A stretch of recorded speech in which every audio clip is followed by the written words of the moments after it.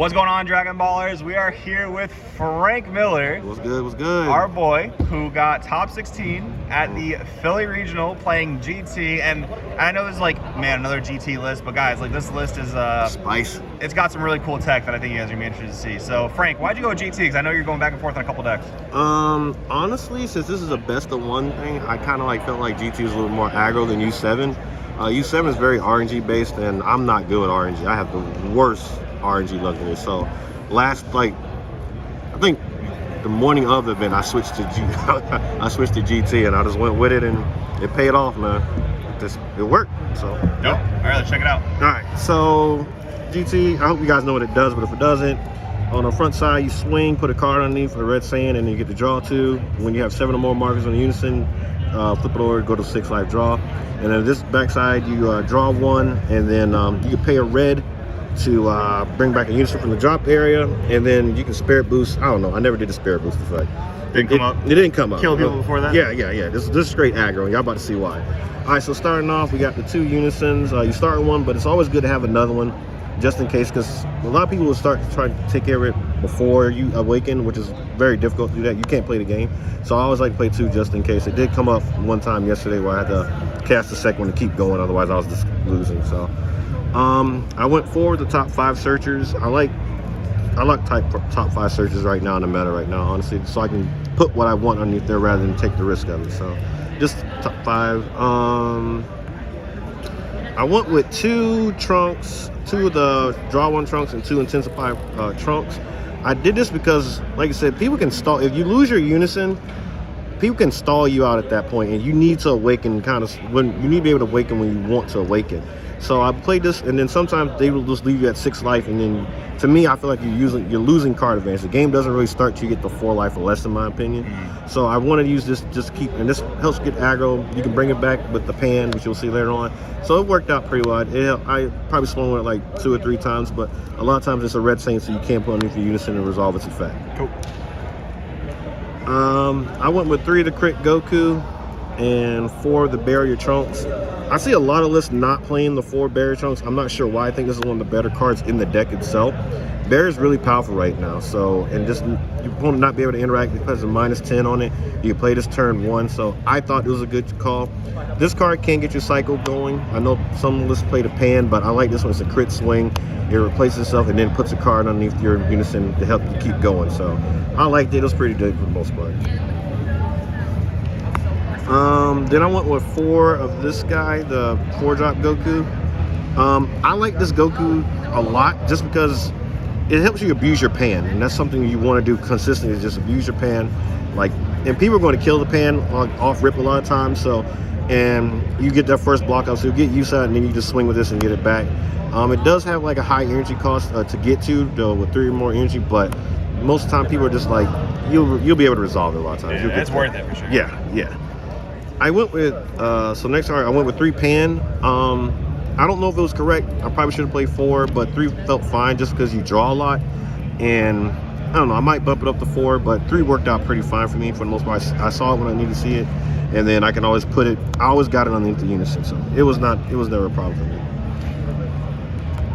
Next up, I played 3 of this guy, the 8-drop. It's good to keep your units alive, put markers on it. I think I resolved it maybe like once or twice yesterday, and that was just a clear board. A lot of blue plays Dirty Breast. Everybody has an answer to this card as far as its swinging goes, so I never really use it for that part. I just use it to mainly just clear board so I can restart the game and try to get back in my favor like that. But other than that, it was pretty good. I'll keep it at 3. I don't think you need 4. You draw too much. I agree. All right, so here's when my deck is a little, well, we'll get to that first. Play New Ruler. I mean, of course. Yeah, there's no need to talk about New Ruler.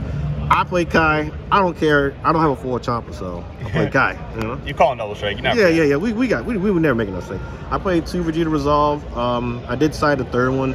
Sorry for it being common. It is what it is. Hard to get those foils right now. Yeah. Oh, I didn't even think they came full for a while. Anyway, this card is nuts. Like, I love this card. Like, I think every red deck should be playing at least 2 copies of the main board right now. So it stops all the floodgates, which is one of red's biggest problems. So yeah, I would play 2. Maybe if this was a best of 3 event, I'll probably do main board 3 or something like that. But 2 worked out fine because you draw a lot in this deck. Then, of course, the 4 Yamcha. I mean, self-explanatory. You have a Unison on board. Live turn 1 generally, so yeah. All right, so this is where my deck is definitely different than everybody else's. So first, I played a Kai SCR. I played it because right now, to me, it feels like this is a very heavy on Unisons. I'm sorry, Danny just walked up. I don't know, Danny. Danny, how'd you do? Yeah, I won. Hey, let's go. So yeah, I went with the Kai SCR. I didn't like the idea of tapping 4. Like, you already have to pay 1 energy for a lot of your cards already. And the idea of me tapping 4 and when I could just do like more plays, even though the wipe effect is broken because it gets rid of barrier, a lot of times you're not really worried about the barrier threats like that unless it's blue, but you'll side in the cards for that. This card wipes out, like, against, what's the deck? U7, they play the baby Unison. There's nothing better than just getting rid of that and just stop Citadel and everything like that. And you do it for 1 energy and you do it on their last one. So I personally like this card a lot better. I understand the burn effect, but you put enough pressure that you don't, it just worked out pretty well for me.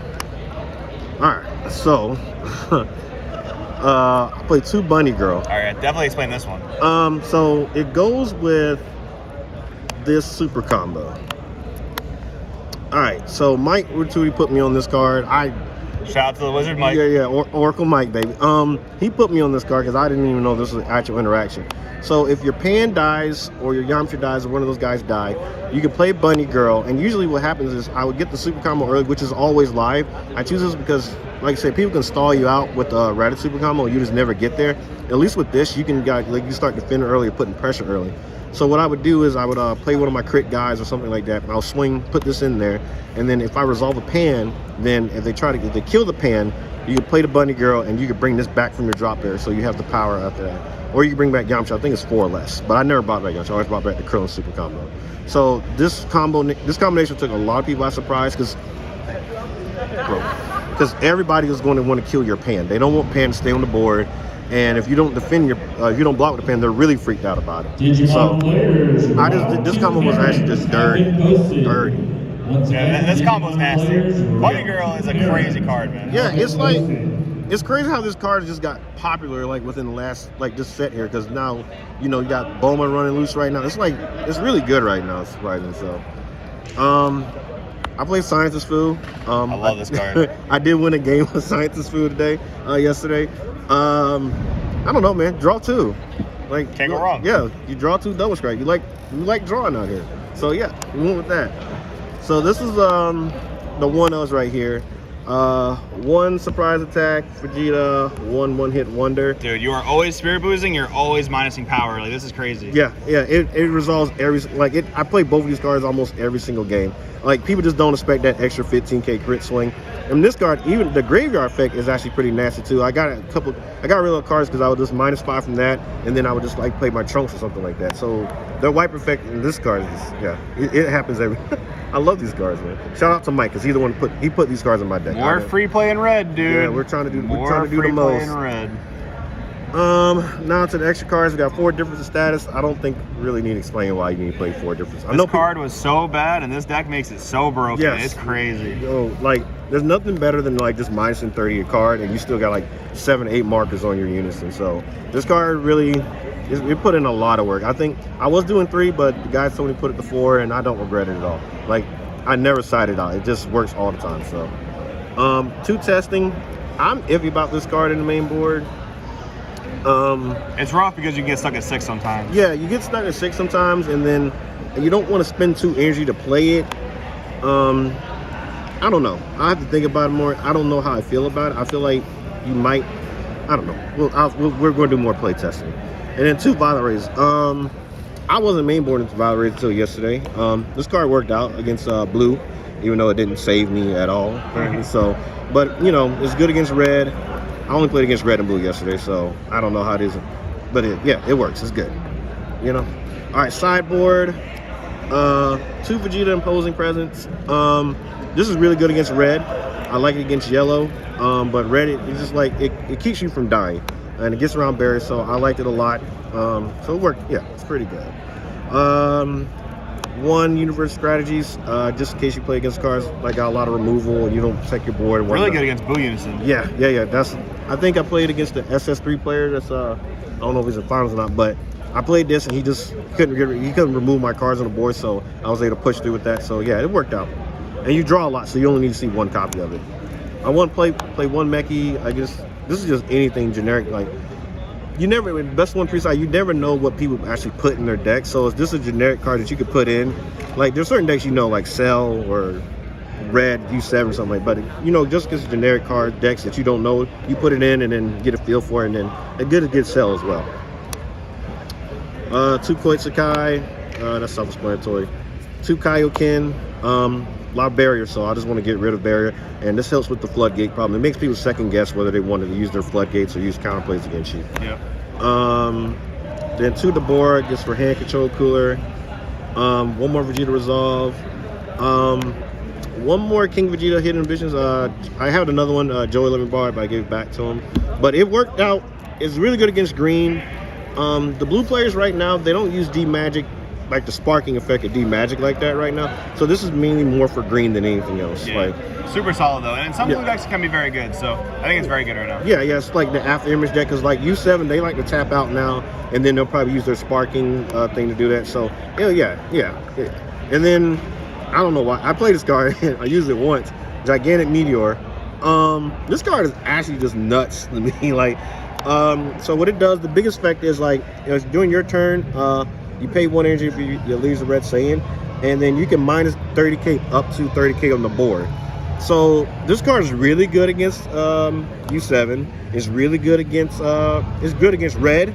Not so much against yellow, because yellow has a bunch of barriers like Trunks Vegeta. Shout out my boy Joey. But against everything else, like this card was just insane for me. I played against 3 U7s yesterday, and I resolved it, and I would get like a Trunks. I would get not Trunks. I would get like a 19. I would just get their board off. That's all you need. A 19k, a 5k, and then something. It's great removal. Yeah, there you go. We'll go with that. Other than that, that is the deck. I was only GT player. Probably shouldn't have been there, but I was there regardless. Want to give a shout out, Mike.